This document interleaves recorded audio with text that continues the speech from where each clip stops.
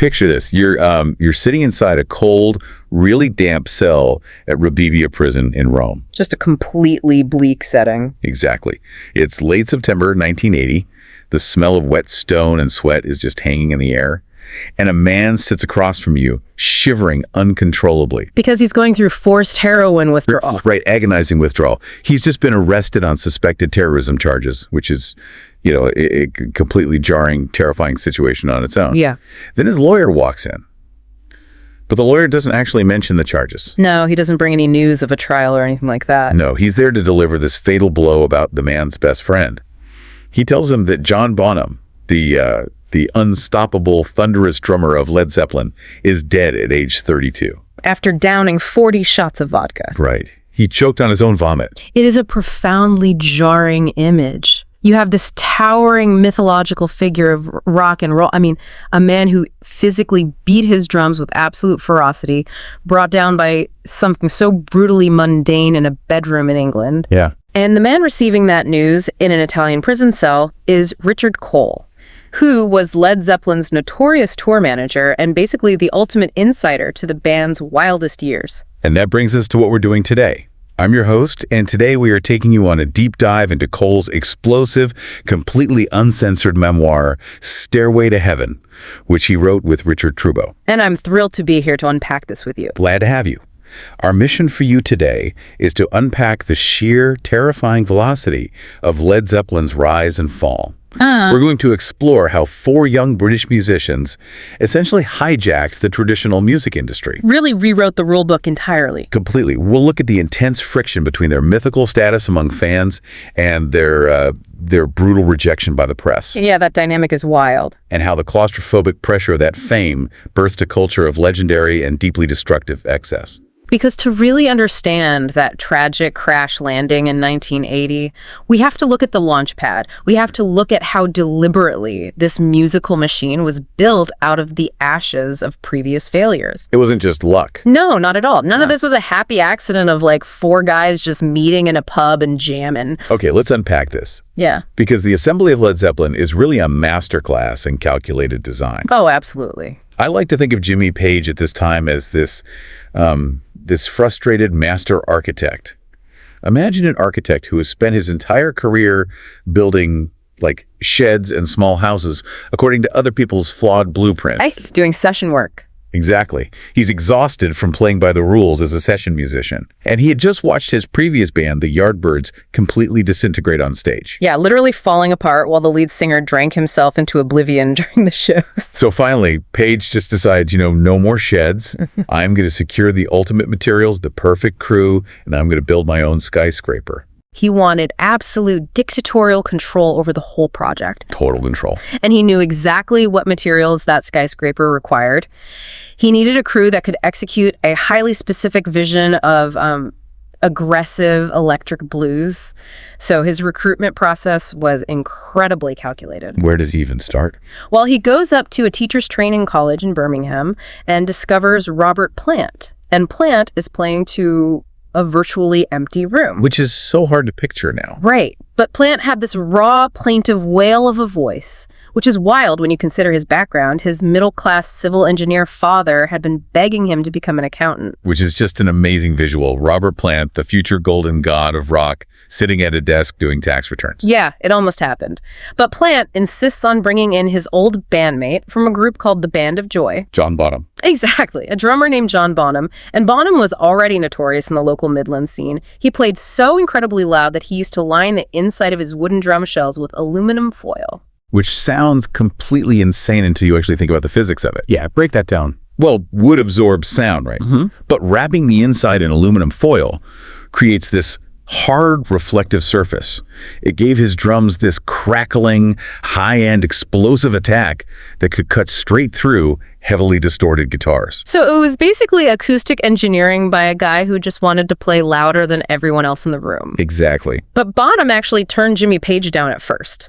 Wait, really? Yeah, he had a safe gig playing for a guy named Tim Rose, making about 40 pounds a week, and he didn't want to risk a steady paycheck for some former Yardbirds experimental project. That's hilarious. So how did they get him? Page and his manager, Peter Grant, had to bombard Bonham's favorite pub with telegrams just to convince him to join. Just relentless harassment. And then you have John Paul Jones. Right, the quiet, methodical session veteran. He essentially just calls Page up and asks for the bass job because he is bored out of his mind playing generic bass lines for pop singers. So you have these four highly distinct parts: the visionary architect, the wailing frontman, the thunderous drummer, and the methodical foundation. And they all converge in this tiny, cramped rehearsal room on Gerrard Street in London. And what happens when they actually play together? They plug in and start playing the old Yardbird standard, Train Kept a Rollin', and the chemistry isn't just good, it's terrifyingly potent. Like lightning in a bottle. They lock in immediately.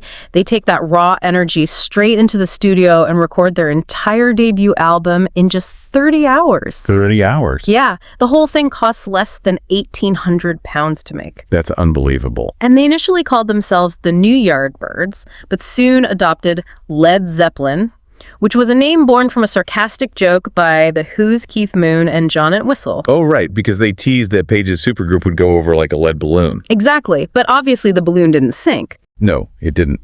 And to understand why it flew so high, you really have to look at the fuel. Aside from Robert Plant's middle-class upbringing, these guys, and this includes their massive manager, Peter Grant and Richard Cole, they came from working-class, post-war Britain. Yeah, they were staring up at a very rigid class system. Right. And that context is vital, wouldn't you say? Oh, absolutely. They viewed this heavy, aggressive rock music not just as an artistic pursuit, but as a weapon. It was an aggressive rebellion against post-war poverty and the British establishment. It was their battering ram. Yes, to smash through the ceiling that society had placed over them. And because they didn't want to wait for permission from the polite, slightly apathetic British music scene, they set their sights entirely on America. Guided by Peter Grant, of course. Right, guided by Grant, who was this intimidating former wrestler and bouncer, they essentially launched a preemptive strike on the U.S. Grant literally marched into Atlantic Records and effectively bullied them into handing over an unprecedented $200,000 advance for a band that barely anyone had ever heard of. In 1968 money, that is an astronomical sum. It is. But crucially, he also secured full creative control. Which was unheard of. Exactly. Atlantic executives couldn't tell Jimmy Page how to mix a track, what the album cover should look like, or what songs to release as singles. So with absolute control, they hit America. Boxing Day, December 26, 1968, in Denver, Colorado. Opening for Vanilla Fudge. Right. Yeah, and they're playing on this dizzying, constantly spinning, revolving stage. And the sheer sonic assault was so overwhelming that established headliners started to panic. The story of Iron Butterfly at the Fillmore East perfectly captures this. I'll tell that one. So Iron Butterfly had a massive psychedelic hit with In-A-Gadda-Da-Vida. They were the kings of the scene. But Led Zeppelin's live show wasn't just loud. It was this improvisational, telepathic attack. Right, it had teeth. Exactly. They played with a heavy bottom end and a tightness that those jammy psychedelic bands simply didn't have. Iron Butterfly was so terrified to follow Zeppelin's opening set that they actually threatened the legendary promoter, Bill Graham. Just trying to pull out of the gig entirely. Yes. But Zeppelin went out there and completely decimated the room, making the headliner look like, you know, a high school talent show act. That is incredible. But here is what I really want to push back on regarding the band's history. Okay, let's hear it. The narrative in Richard Cole's book often paints Zeppelin as the victims of a cruel, out-of-touch press, because critics called them a capitalist hype machine. They called them Jeff Beck copycats. Right, the press was brutal. Yeah, Life magazine reporter Ellen Sander went on the road with them and wrote a scathing piece, calling the band captive animals. She wrote that hanging around them meant you got to smell the shit firsthand. And Cole claims she fabricated allegations of assault. Exactly. Yeah. But think about it from the underground rock critic's perspective for a second. Peter Grant secures this massive, unheard-of corporate advance. Atlantic Records issues shiny press releases comparing them to Cream and Jimi Hendrix before the record even drops. Right. Did that massive corporate hype machine actually damage their artistic credibility right out of the gate? I mean, didn't that make them a natural giant target for critics who valued organic, anti-corporate roots? That is a completely fair critique of their early PR strategy. The underground press in the late 60s hated anything that smelled like it was manufactured by a boardroom. Exactly. They saw that Atlantic Records money and immediately sharpened their knives. But what's fascinating here is how Led Zeppelin responded to that exact dynamic. How so? Well, they didn't try to win the critics over. They realized the gatekeepers weren't going to hand them the crown, so they decided to just burn the gates down. By completely ignoring them. Precisely. Jimmy Page eventually instituted a strict no interviews policy. They proved to the entire music industry that a band could build a massive global empire without a single positive review in Rolling Stone. Which is mind-blowing. They relied entirely on word of mouth. In an era before the internet, that meant fans physically passing bootleg cassette tapes to each other, underground FM DJs playing entire album sides late at night, and the sheer undeniable power of their live performances. They forced the industry to realize that if the live show is undeniable, the critics' opinions are mathematically irrelevant. Absolutely. But because they couldn't rely on the press to sell records, their survival depended entirely on a relentless, punishing touring schedule. Which created this high-stakes pressure cooker. Yes, and that fundamentally shaped their second album, Led Zeppelin II. Because the studio was no longer a sanctuary. Right. Atlantic Records was breathing down their necks for a follow-up album to capitalize on the momentum. So Led Zeppelin II wasn't crafted in some cozy, relaxed countryside retreat. It was written and recorded in fragments, basically in the margins of their touring schedule. Here's where it gets really interesting. Because making Led Zeppelin II was like trying to build an airplane while you're already in free fall. That's a great way to put it. Jimmy Page and Robert Plant are literally scribbling lyrics on hotel stationery. They are ducking into random, unfamiliar studios in Los Angeles, New York, Vancouver, just on their rare days off to record tracks like Whole Lotta Love. It was totally chaotic. And Richard Cole is carrying the actual master tapes in his hands on commercial flights between gigs.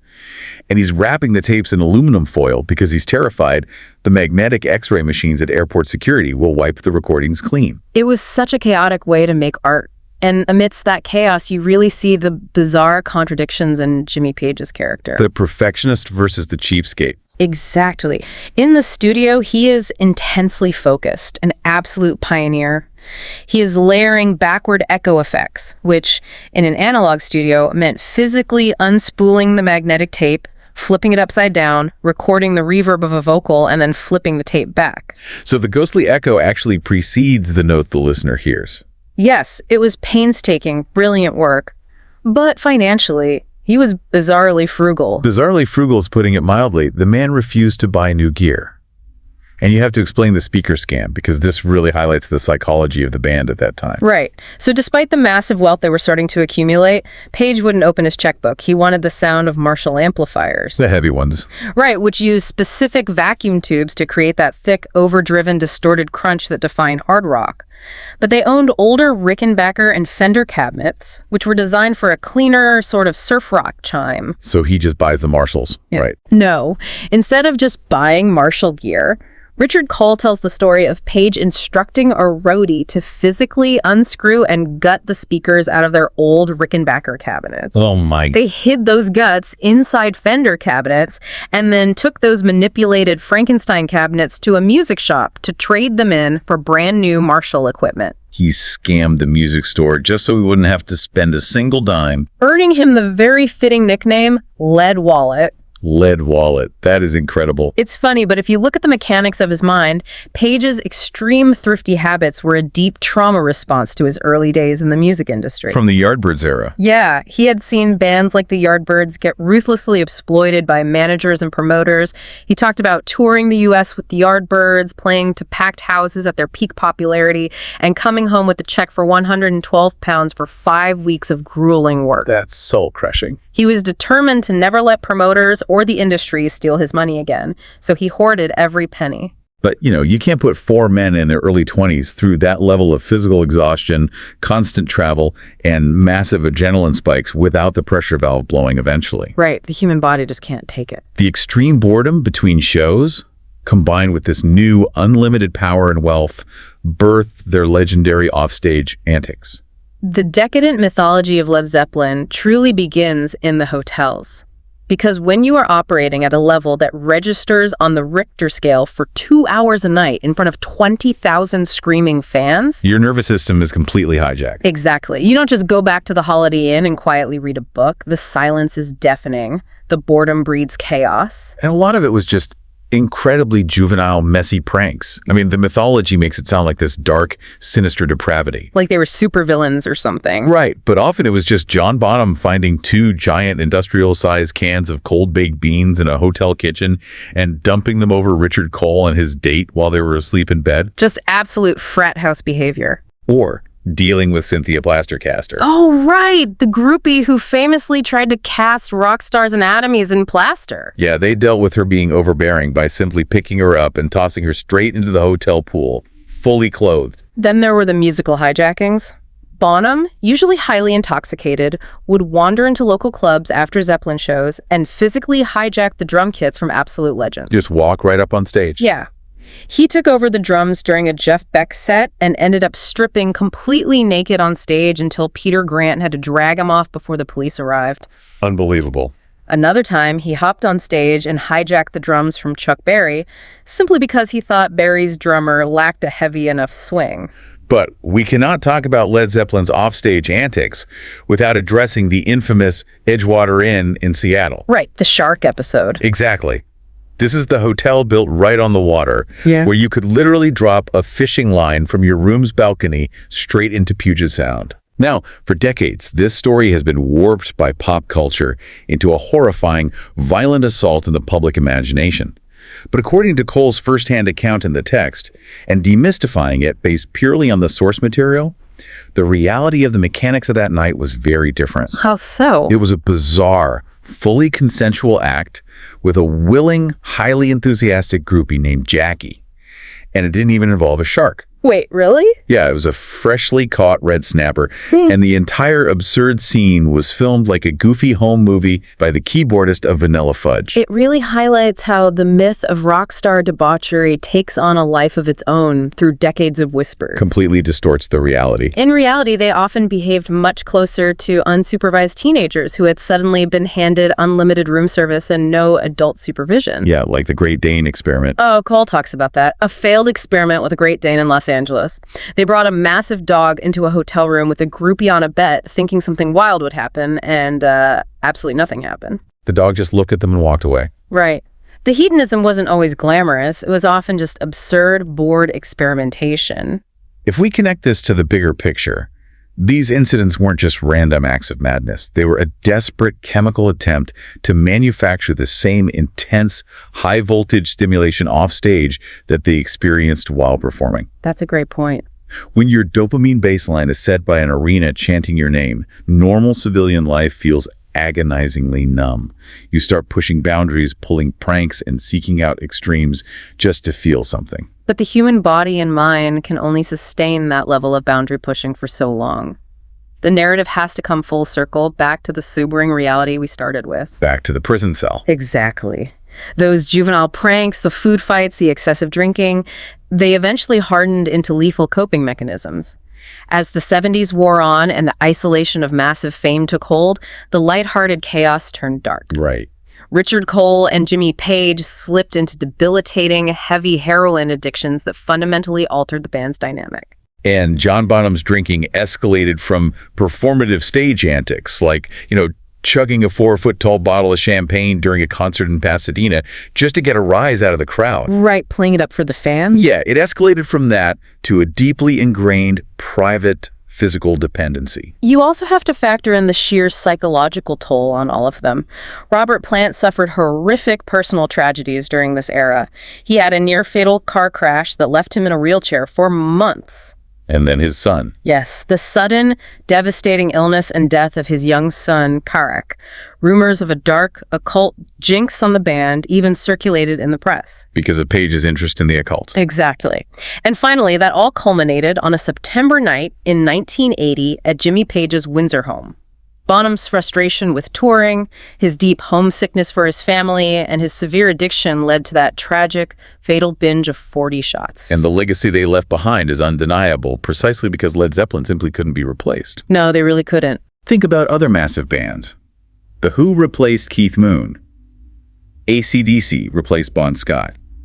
They slotted in a new member and kept the corporate touring machine running. Yeah, this show must go on. But when John Bonham died, Jimmy Page immediately folded the entire organization. He stated plainly that it would be an insult to Bonham's memory to continue. Which is pretty profound. The skyscraper they built relied entirely on the specific structural integrity of those 4 unique pillars. When one fell, the architect refused to rebuild. It forces us to look at the entire arc of their career through a different lens, you know? They achieved exactly what they set out to do when Page assembled them from the ashes of the Yardbirds. Absolute domination. They conquered the world entirely on their own terms, without the press, without compromising their heavy sound. But the very same relentless, uncompromising drive that propelled them out of working-class England and into the stratosphere, that is the exact same engine that drove them into the ground. Which leaves you with a lingering question to ponder long after you finish listening today. We spent this time exploring how Led Zeppelin weaponized danger, mystery, and unmanaged chaos to become the biggest band in the world. Thriving in a media blackout. Thriving in it, letting wild word-of-mouth rumors build their myth. But look at today's music industry, an industry that is highly sanitized, constantly monitored by social media, where every PR move is focus grouped and every single mistake is instantly uploaded to TikTok. It's a completely different landscape. So, could a band with that level of raw danger, complete media defiance, and unsupervised chaos even get off the ground today?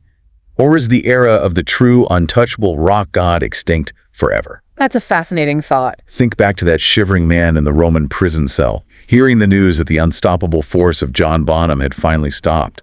The skyscraper was built that touched the heavens, but the foundations simply couldn't hold the weight of the sky.